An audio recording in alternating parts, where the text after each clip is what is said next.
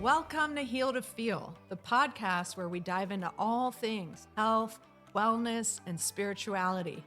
Think Reiki, hypnotherapy, near-death experiences, and mastering your mindset.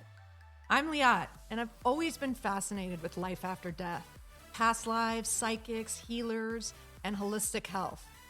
I just love spreading this knowledge and have such a passion for helping people dive deep into their root causes of pain and break free from self-limiting beliefs to transform their lives. And I'm MJ, a reality star turned wife, mother, and real estate agent for 20 years, jumping headfirst into the world of self-care, searching for sanity, all while still bringing the fun and keeping things a little unpredictable in true MJ form. We're diving into it all. One deep breath, a little laughter, and a lot of fun. Heal to Feel. Let's start this journey together. Hi, guys. Welcome to our first episode of Heal to Feel. I'm Liat. I'm MJ. Thanks. We didn't know who you were. Most people do know who you are, obviously, based on what show? Shaws of Sunset on Bravo TV, better part of a decade. Instead of the adulting years, I was doing reality TV. And I watched you. I was die hard. I went to a high school where it was predominantly Persian. Can we say which one? Taft High School, Hell Woodland yeah. Hills, In the Tea House. 818. All my cousins went there. Yeah. So I was fascinated. A couple of my friends were on that show. So I watched you.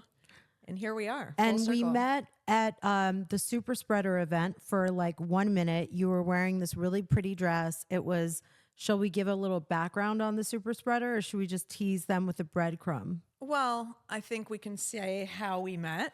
Yes. We met through our mutual friend, Jeff Lewis. Yep. He's a connector. Thank God. Every time you tell a story about how you and I met, I'm just extremely grateful for the way that the serendipity, is that a serendipitousness? Serendipity. Of how you can just be so grateful for connections that you have with your friends. And Jeff is definitely why and we're I here. think we were on our way, we were going to an event and I said, hey, do you want to ride? We had met a couple times. We live in the same area on the other earth. Yeah. The other side of the earth. And so My dad says the other side of midnight. Yeah, exactly. But we had a whole car ride together. And what we did I opened bring? up What did I bring in the car? Mandela. That's right, baby. A party. So she was like, so this is like the first time I started to drink again after taking like a mom break from drinking, because you're a mom and you're sober for your child. Yeah. And you were like, I'm bringing Mandela. And I was like, what? And then she brings out this gorgeous bottle, the kind of tequila that people don't throw out after they're finished with it because it's a work of art. And it's some kind of like ceramic, hand painted. Yeah, like these handmade bottles. But the tequila, it's a tequila, guys. Oh, yeah, that's right. Mandala. But they put, I think it's a lot of agave. So it's very sweet. So I brought it to the party that we were going to. In the car. And so I said, why don't you taste some in the car? And I was like, no. I have to have chaser. And I said, no, you don't, because it's sweet. And how was it? It was smooth as It's a real your ass. Mandala. It's a beautiful tequila. Then we get to the party and I was like drinking half the bottle of that Mandala. Like I was like, okay, another shot. Let's do another shot. It was you, me. There were 3 other girls. Amanda McCants was one of them. Yeah. Paige Davis was another Yeah. one. And there was one more. It might have been Megan, I feel like. Megan. No, I don't think she was drinking at the Alyssa? time. We got everyone that was in that party. In there the was kitchen. some other Monica? tequila outside. Yeah. We kept bringing everybody into the kitchen Yeah, to have the good tequila. to have the good tequila. What was the other tequila? Jose Cuervo? You look terrified to even utter those words. Thank God we brought that. So a little background on you for everyone that doesn't know you from Adam. Yeah. So Or I'm just a Eve. person in the corner watching your reality show. No. So I grew up in South Africa till I was 8. Wow. Moved here as a little, 3rd grader with an accent like this. and I talked like this. Did you? Oh my God, little And Liat. I was so embarrassed, but that's how I talk, because you don't want to be different when you're a kid. And from a young age, I had an aunt who was very into spirituality and would have like mediums at the house. And I actually went to therapy asking questions like, why am I so obsessed with what happens when we die and why are we here, from a really young age? They just said, or looking for the meaning of life. And I have parents, God bless them, I love them. But I feel like this is what the therapist told me, at about the age of maybe teenage years, she said I outgrew them. So I never really went to them for advice or emotional support. I kind of figured it out on my own. And that's when I turned to those books. Brian Weiss, Many Lives, Many Masters. We can talk about that later, but it's all about what happens when we die, past lives, reincarnation. Why are we here? Fascinated with that as a young kid. I've never heard someone say, I outgrew my parents. Yeah, in 3rd grade. I did. Well, no, not 3rd grade, but I would say by the time I was like a teenager, because I have no recollection of going to my parents for advice. So I just turned to these books. And then after that, but also my dad was a producer in film. I always wanted to do film. And later on, I went to film school or film studies at UC Santa Barbara, graduated, but I also really loved psychology, fascinated with the human mind. So after film, I always wanted to do that. I would write my own scripts, make movies when I was a kid. But after I studied psychology, I came out and I wanted to do something with spiritual psychology. And that's when I went to school for hypnotherapy. And it was fascinating. There are actually a lot of people at this school, Hypnosis Motivation Institute, who just went to the school just to learn about themselves, not necessarily to practice hypnotherapy. I think that's cool, because if you're learning it to be your own student. Yeah, no, I learned so much. It was my favorite courses I've ever taken. And then after that, when I got out of that, I practiced hypnotherapy for about 1.5 years. It was super rewarding. And how it differs is, I don't know if people have the wrong idea about it, but it's basically regular therapy for the majority of the session. The last 15 minutes, you're tapping into the subconscious. And that's how we get the behavioral changes. So people, instead of walking out depressed like a lot of people do from therapy, they walk out looking like they're on drugs. Yeah. Like they're just so happy. It's like guided meditation. So this reason why we're here today, yes, is that I started, first of all, leaning on you for some interesting things, because as we started to explore this relationship, you and I as friends, I was also realizing how many things we have in common. You've got kids that are older than my son, so I can call you if something was happening. And I felt this like really stressed out thing because my son just started kindergarten this year.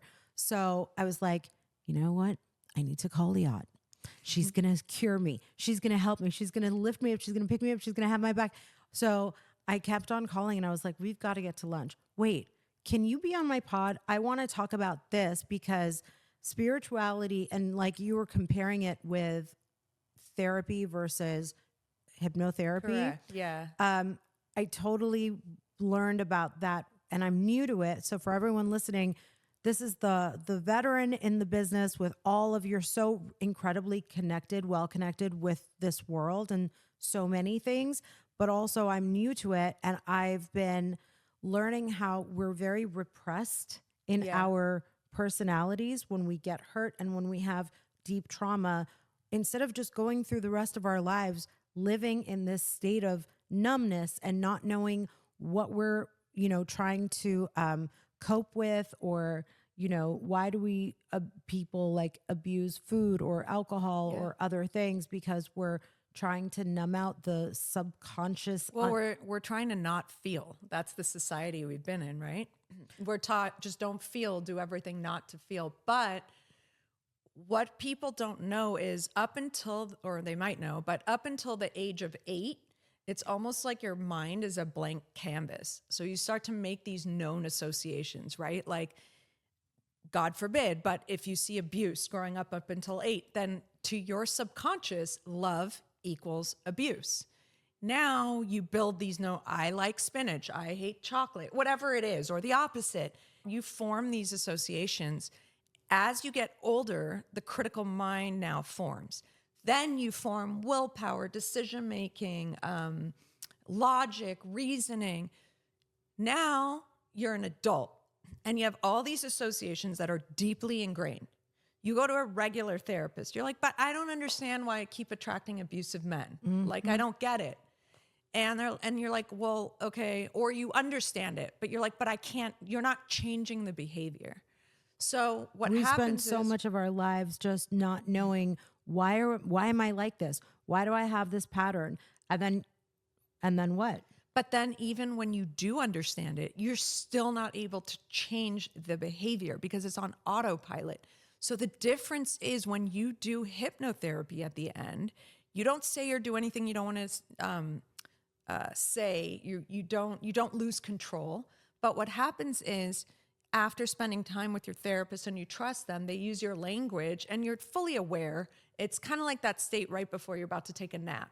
But you're able to bypass the critical mind. That's what's blocking. Because in real life, when you're like, I want to change this behavior, the critical mind doesn't let you because it's been there so long. So it blocks it. In the hypnosis, you're able to go down and change those associations to positive ones. So it's much more powerful. You're now tapping into another layer of your mind. So this is what this podcast is about. It's this, you were going to say? Yeah, no, what I was going to say with that story, actually, if you rewind when MJ called me that day, I have been wanting to spread all these incredible people that I've come across over the last 20 years, just healers and psychics and mentors and people that have overcome traumas. And there's so many amazing people that I want to share with the world. And I knew I wanted to do some sort of podcast. So I'd said to my husband one day when we were eating sushi, I'm like, I think I want to do a podcast. My husband doesn't skip a beat. He's one of those people that you tell him something and he's a go-getter. There is no gray with him. He's black and white, right? So literally 3 days later, I walk in and there's all this podcast equipment. This is like a year ago. And I'm like, holy shit. Like, I'm not ready for this. I don't even know what I'm going to do yet.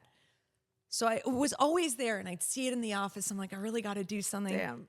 I go on Jeff Lewis. He only invites me when there's like a medium or a psychologist. Spiritual something. He knows that's like my jam.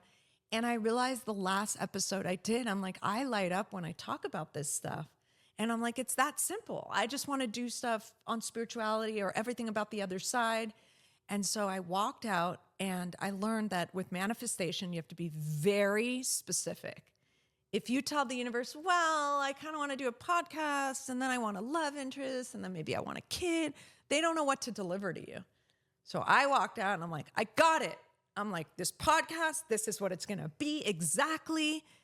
Show me who my co-host, guide me. Next day, cue MJ, here comes the phone call. Go ahead. Can we go to lunch?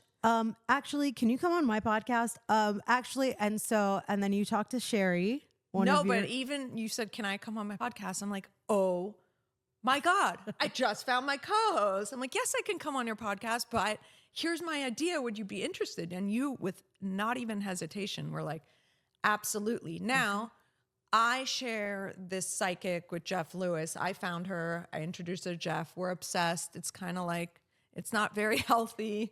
It's kind of like you have this safety net because everybody calls her Scary Sherry because she is so on point. Scary on point. Scary on Sherry. Terrible name for her. Like, it's not the best branding for her because I'm like, why is this woman scary? Scary good.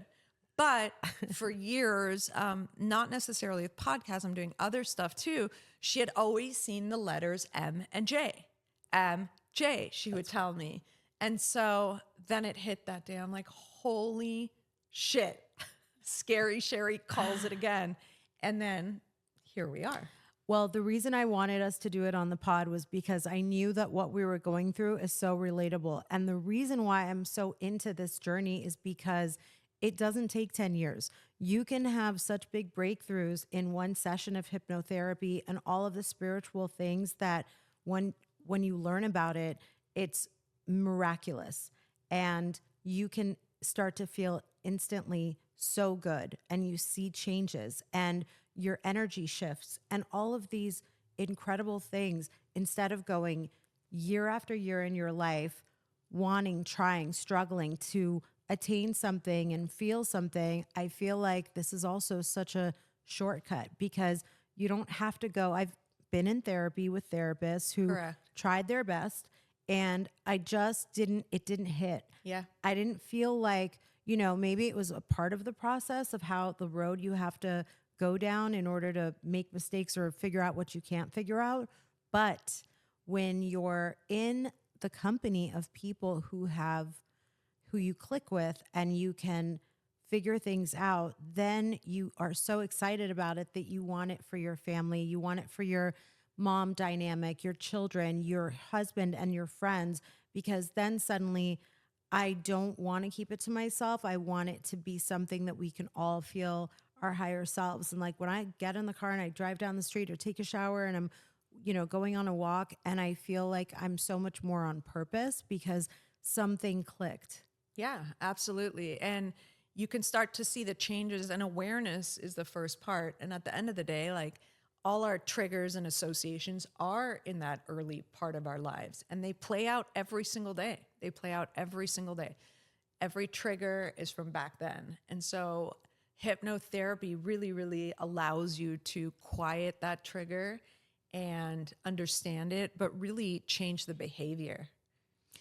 And every day. So basically, I think what we're going to do here, you guys, is we're going to have in every episode, what you can expect is that we're going to share stuff that goes on in marriage, in motherhood, and being a wife, and having a life, and all these really big, fun experiences that we want to share with everybody so that everyone can be at the party. Absolutely. And we're going to have some really, really cool guests that will really give you different perspectives. And our hope really is if you can take away one new thing that can improve your life, then that's a win for us. Yeah, and then how we got our lovely producer over there, who you guys will be hearing from. So the other thing that is my joy is tennis. And we joined this. This is the quietest she's ever been. Yep. We joined this club, and this is crazy too, how it came to be. So I started playing tennis, and I knew our producer, Kimberly, from our kids go to the same school. We knew, like, we were acquaintances. We knew who each other was. We have a couple mutual friends. And so we played tennis a couple times, and she's a producer. She launches podcasts, and she posted that she has room for another client to launch a podcast. And I was like, oh, let me store that in the back of my head, because we had already kind of committed to somebody else. But I'm like, oh, Kimberly would be great. Then by the universe and what's meant to be, let it flow. Yeah. The producer that we were going to use had to move. And so that wasn't going to work out. So I called Miss Kimberly. Like all the way move to the other side of the country. Yeah. So I called Miss Lovely Kimberly, and before you know it, we became a trio, and we love Kimberly. So why don't you introduce yourself? Thank you. You guys are making me blush. You guys look amazing. I wanted to ask you both, can you please hypnotize or do your magic that you do, Liat, on MJ? Oh. Well, are you allowed to? So hypnotherapy is not like stage hypnosis where you quack like a duck and you run around on stage. It's more like guided meditation based on your therapy. So honestly, why I really got into hypnotherapy, I wanted to do past life regressions on people. But yeah, otherwise it could be like 5, 4, 3, 2, 1. It's not a very good actress. Felt really good. Okay, here's a real question. Can you guys please explain what the name Heal to Feel means to you? And can you kind of describe and take the listeners through the back and forth that we went on in terms of naming the show? Well, I'm going to start at the end by saying it's definitely a through line for the show, because it was, do we go with heal to feel or feel to heal? Which one is it? So we had lots of discussions For me, I do believe that we have to, like we said in the beginning of the show, we're in this society that teaches you everything but feeling your emotions. Any negative emotion, push it down, drink, escape in work, go exercise, just push it down, don't feel it. And that's what makes us sick. It literally manifests in the physical body if you don't deal with it. So I believe when you bring that up, and it's not many times, you can bring it up once, feel that pain, sit with it, let it run through you, and you'll be surprised by just sitting with your emotions even one day and crying it out. Even if you do it by yourself, pull up a guided meditation. You don't have, like for me, I don't really like to cry in front of people. I did it in meditation on my own, but I cried up a lot of stuff. Everybody has stuff. It doesn't matter. Trauma, there's no percentage level. Everybody has trauma in their lives, and to them it could be bigger. To some people, it doesn't matter. You have to deal with it. So I think you have to feel your emotions to start the healing process. But you also, once you heal, you feel better. So we kind of are going to mirror the two. What's your thoughts? I like Heal to Feel, which is the title. And Kimberly, it sounds better. Kimberly, you agree too. Trevor did too. Yep. That's Liat's husband. It just rolls and flows better. It does sound better. Yeah. Well, but it really could be both. But here's the thing. Because I am somebody that numbed and repressed and obviously didn't know it, and all of my trauma from my childhood, like I spent so many years not feeling and not knowing that I wasn't feeling. Yeah. So I had to heal something inside of me in order to feel. Yeah. This morning, it's funny you should say that you don't like to cry in front of people. I was crying in the kitchen because I thought that I was alone in the house, and my husband came home unexpectedly, and he was like, I didn't know that you were feeling like this because all you do is walk around and act like such a bitch. And I was like, wow. Yeah. And he was like, why don't you show me this vulnerable side of you? He's like, this I could jam with all day long. And like, you could tell, like in that instant, I was like, all these years of fighting. Yeah. All he needed to see was that I needed him. Yeah. And that he literally just said in one word, why don't you show me this vulnerability? And I was like, because we can't. We've been taught to block it. We've been taught that it's not safe, that we, and because I'm a mom, I have learned to reconnect with the vulnerability because that's how I got to see and like be interested in it, the way that kids communicate. So I feel like way more connected to this, like being like a new road for me. Yeah. And I think that a lot of women step into their masculinity when we're not able, and me being one of them, when you're not able to be that soft, vulnerable side, which that's what men want so that they can step into their masculinity and you step into the femininity. But if you've had years of ups and downs and fighting, a woman who doesn't feel emotionally safe will step into the masculine side of themselves. So if men just understood that if they made it an emotionally safe, I'm not saying when you're vulnerable, they're up and down and fighting, but just on a regular basis, if they were softer, then a woman's able to step into their feminine role. And that, you probably had the most intimate moment this morning that you've probably ever had. Well, or one of them. It really was. It was such a shortcut, because again, I'm in a moment where like in life, I want it now. I'm not going to wait 8 more years. I want to figure out what's clicking in for us. And all of this stuff that you're talking about helps me do that. It is a shortcut, as deep and profound that it is. That's almost like the irony of it.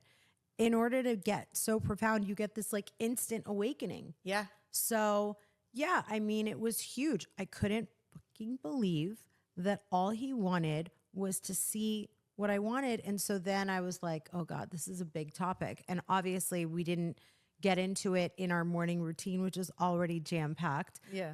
My favorite story of the morning, because it was a little pressed today.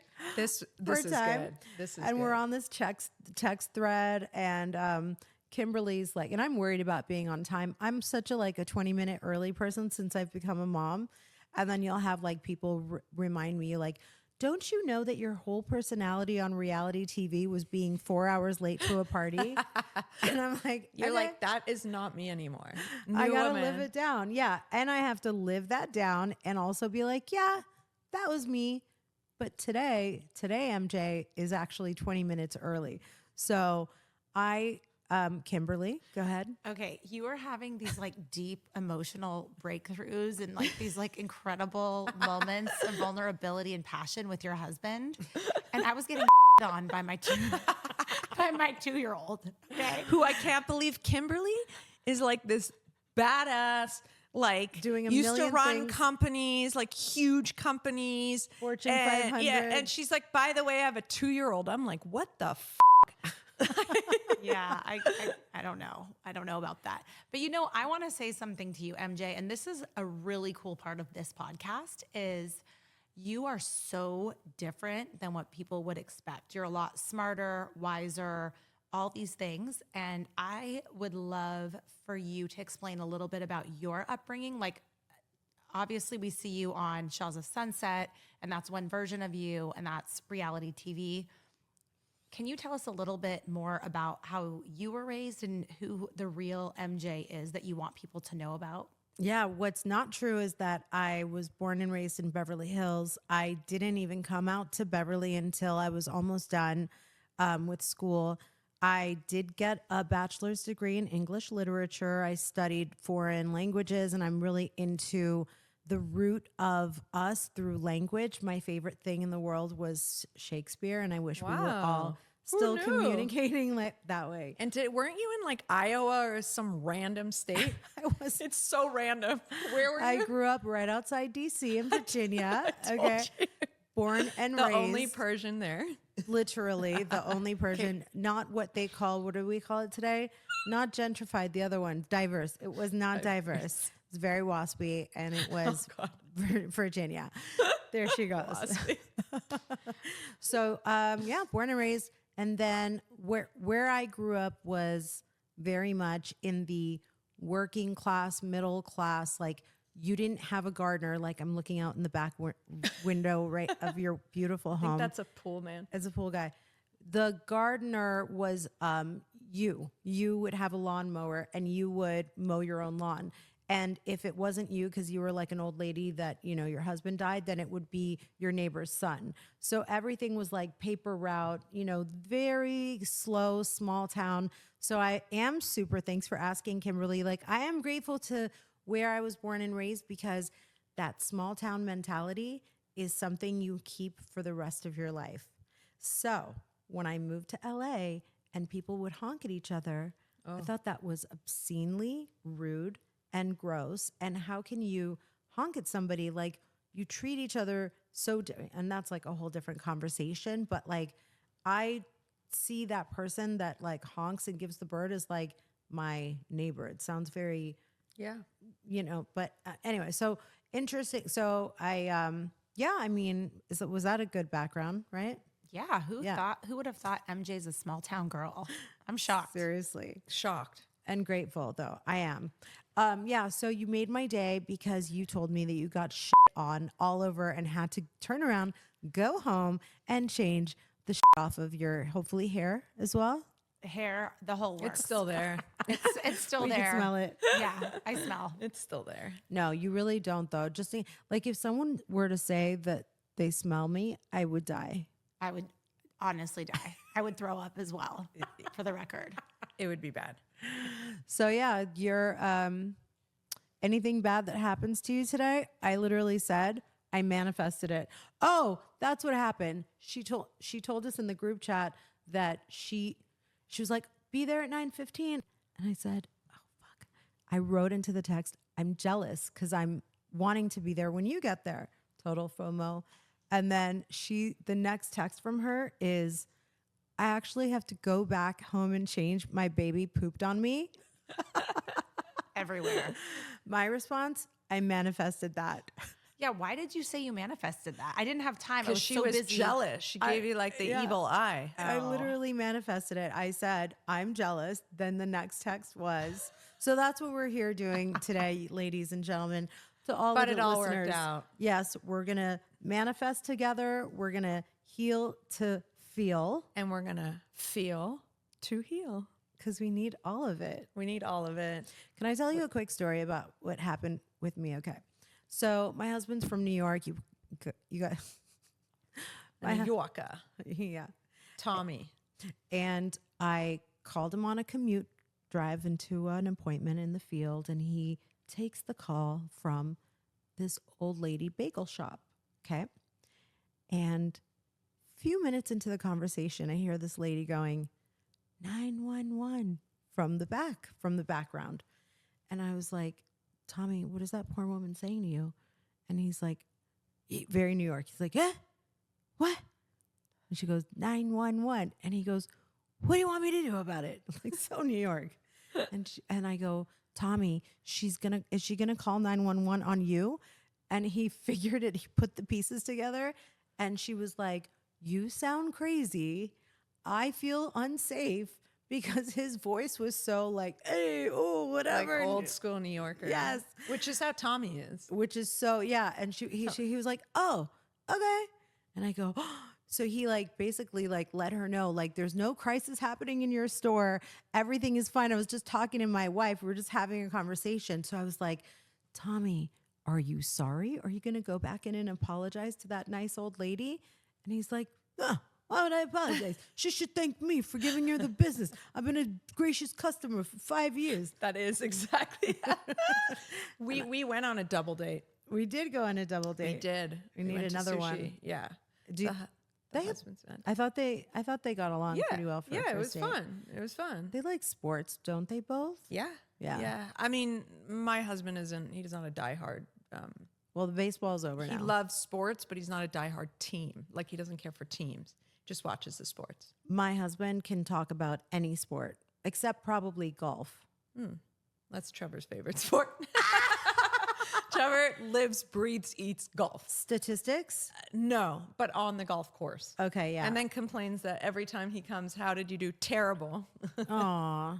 Well, my husband thought that when we moved out here that was going to mean that he's going to play golf every day, or at least on the weekends. And he never has? He and me, tennis, by the way, ladies, hello, 5 years later, hint, hint. Here we come. MJ's going to join the squad. I already have all my gear because I I've found had your it. doubles partner. I don't know we haven't talked about this. Who's the better player between Kimberly and Liat? I will claim this so Kimberly. hard. It Yeah. is absolutely, It's it is really absolutely Liat. She's more Don't even consistent. lie. Do She not looks lie. sporty. She dresses really cute in Who?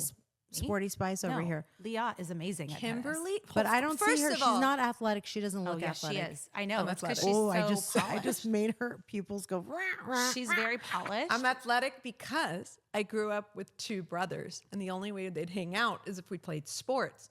So I grew up basketball, tennis, baseball. Like, I would play with them in the backyard. Survival but skill. hold on, I want to say something. I learned to play tennis when I was 5.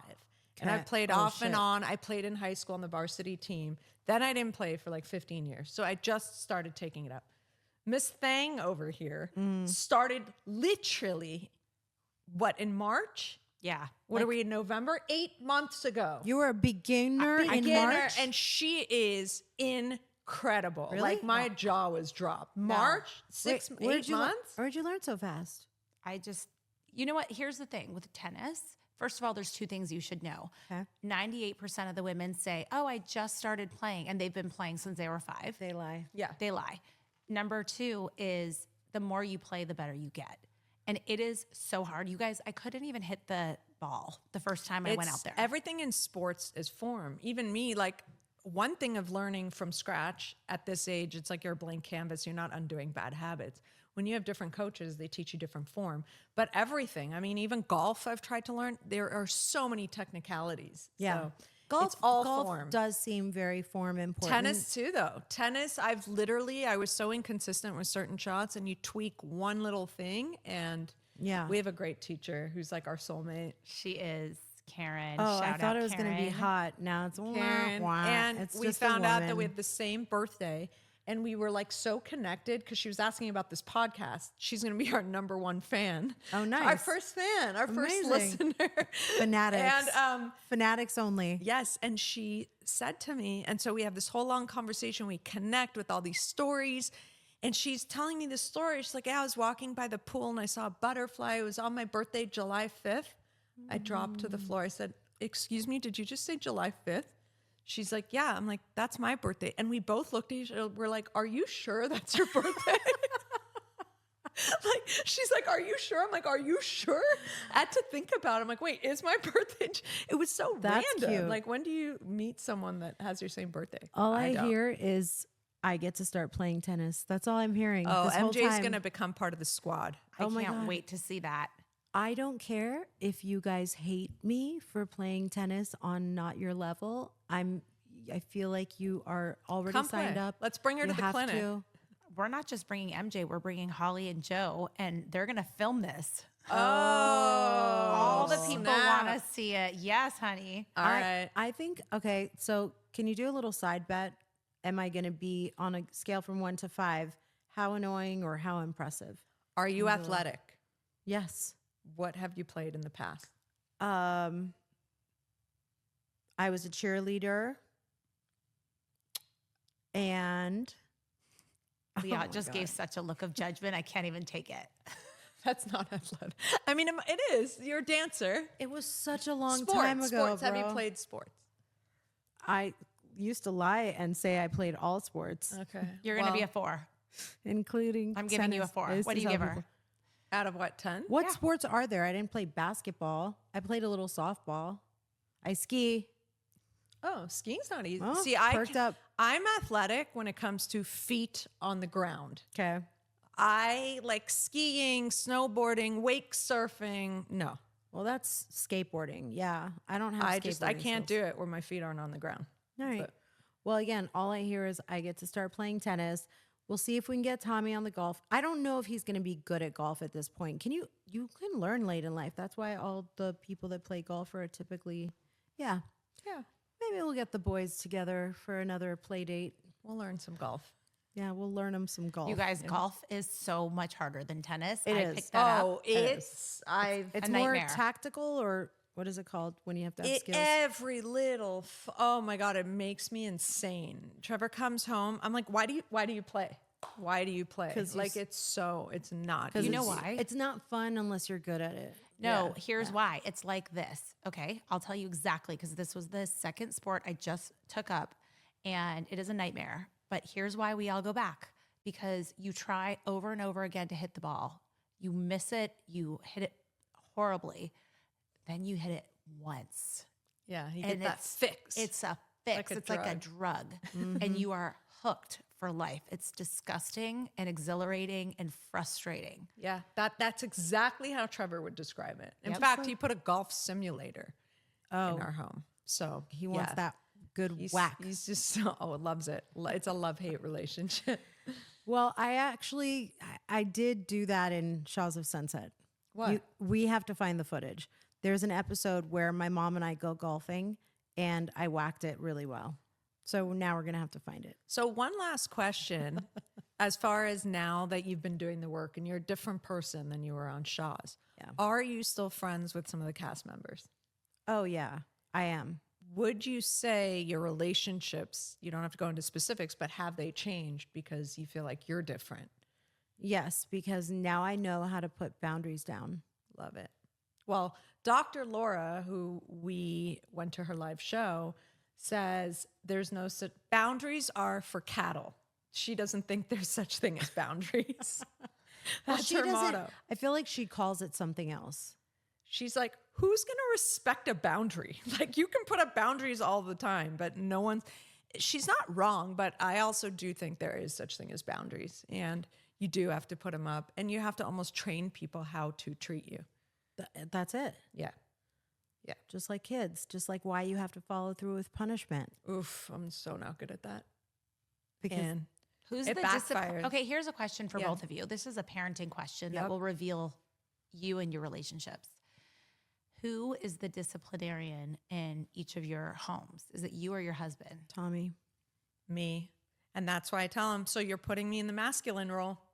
Trevor cannot, he has a whole story. One day we'll bring him on, but he wasn't really raised with parents. He kind of raised himself. It's kind of like a walking miracle. So for him, being authoritative is not, it's uncomfortable for him.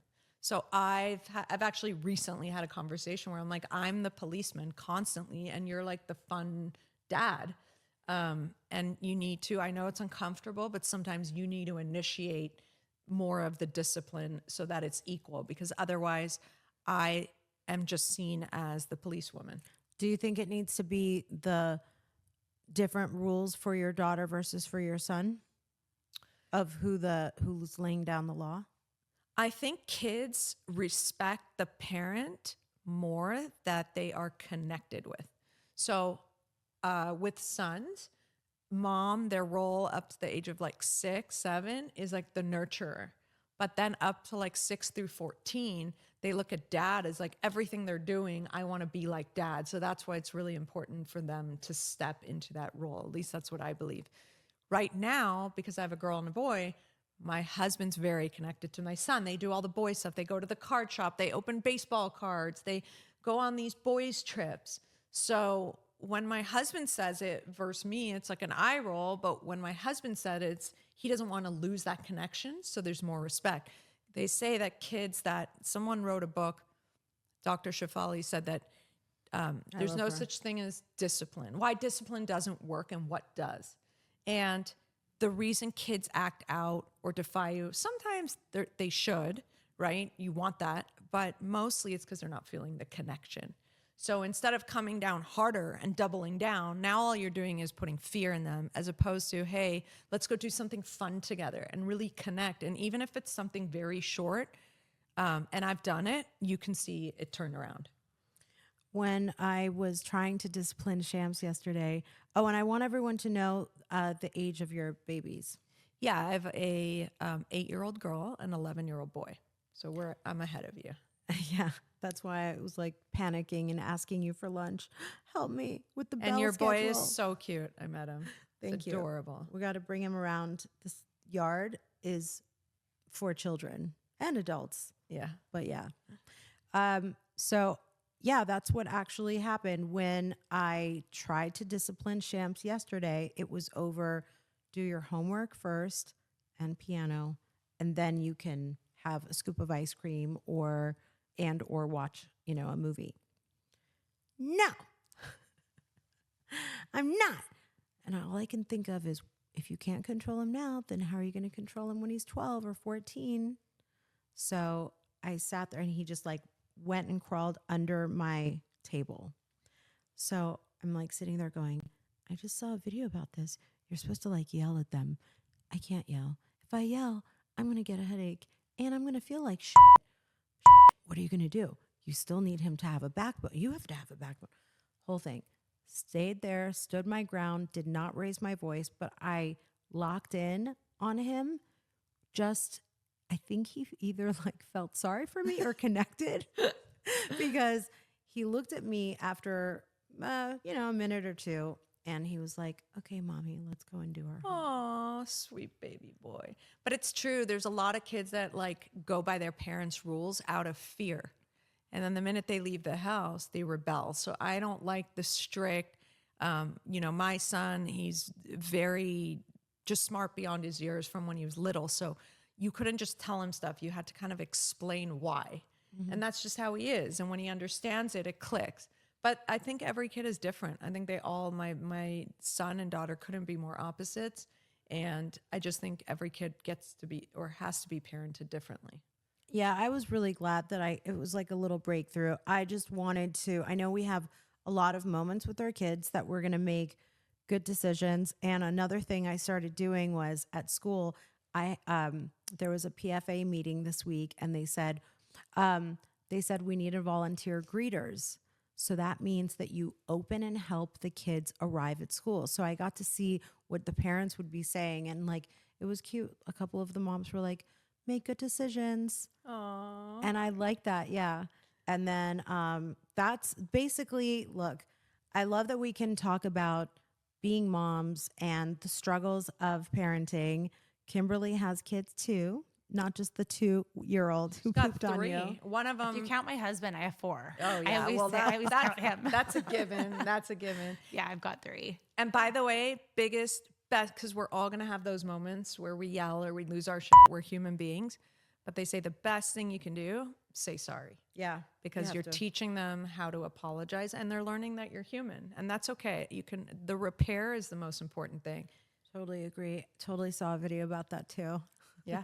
Wait, I just want to know what that's like for the other moms. Like when people go to school and see MJ from Shaws of Sunset, are they like double taking? Do they recognize you? Like, how's that going down? Give us the tea. So it's only been a couple of days, a lot of tinted windows. So I honestly am like, I'm like crouched down. I'm like, is there a backpack? Do you need, who's coming? Who's going? Sometimes there's only one child. Sometimes there's a car seat. Wish we could have filmed this. Well, I did volunteer. You needed like a body cam, like that's funny. It was kind of fun. It was also cute because I am about 20 minutes early for school every day before the gate opens, before the crossing guards get there. Oh, wow. You really are. I really am. And Shams likes it. And I'd ask him, I'd be like, is this problematic for you? Or are we into this? And he was into it. So love it. Yeah, I think that's going to be such a funny skill. Not, funny in that people don't expect that. Yeah. But the best reward in being early is how much more you enjoy what you're doing. Yeah. And the worst thing you can do is to be late. What happens? We're panicking. We, are worried about, God forbid, it's a wedding, who's walking down the aisle. And then you start fighting and bickering with your partner. And like the date night turned into like BS, for no reason. Spiraling. Yeah. And World War III begins. Yeah. So when I get to school with him, we're kind of already there anyway. And he was like, Mommy, if you do that, then what about me? And I was like, oh, he wants me to be. No, it's good. How old? He's 5? He's 5. Yeah. So the next couple years, you'll see he'll really turn to Tommy. Like that's where I think they start to really buckle up. Everything monkey see, monkey do. Yeah. And it's not what you say, it's what you do. And as they get older, you will see like everything that you do comes out because they're just a mirror. And you're like, oh my God, I do that. Especially like with my daughter, I just laugh. But yeah. Scary times ahead. Yes. Scary times. We got you, girl. Yeah. So can you tell us what we can expect for maybe the next episode? So the next episode is actually such an awesome guest. He's a dear friend of mine, Joe Tab. We actually met in hypnotherapy school, and he was my friend, and he would always ask the most questions, which I think is amazing because he went on to be one of like the greatest hypnotherapists. I absolutely adore him. He's animated. He's fun. He used to be in acting. He's taught actors how to manifest their dream job, and he's witty, and he's just a fun time. And side note, MJ did a session with Joe. I did a couple months ago or less. Yeah. I recently had a session with Dr. Joe Tab, and he is handsome, great storyteller. He's going to be the perfect guest for us to launch our first guest on the pod. It's going to be amazing. And I definitely felt like I was on good drugs when I finished the session. And we're going to bring up something that I've brought up before on other shows, but it is about 2 personality types, and it'll blow your mind. And it's not about men versus women. It's about these 2 personality types, but we will explore it with Joe on the next episode. Yeah, apparently Liat can tell you your personality type based on your nail polish. That's 100%. So there you go, bitches. Stay tuned. A cliffhanger. We'll see you next time on Heal to Feel or Feel to Heal. Thank you for tuning in and listening to this week's episode of Heal to Feel. You can write in and ask your questions on our show's IG page at H2F Pod, and we'll address your questions on next week's episode. If this episode helped you, we would love for you to share it with your friends and family. Share the fun with all those that can benefit from a good laugh or cry with us. Please rate and review the show on Apple Podcasts and Spotify, and we would greatly appreciate you.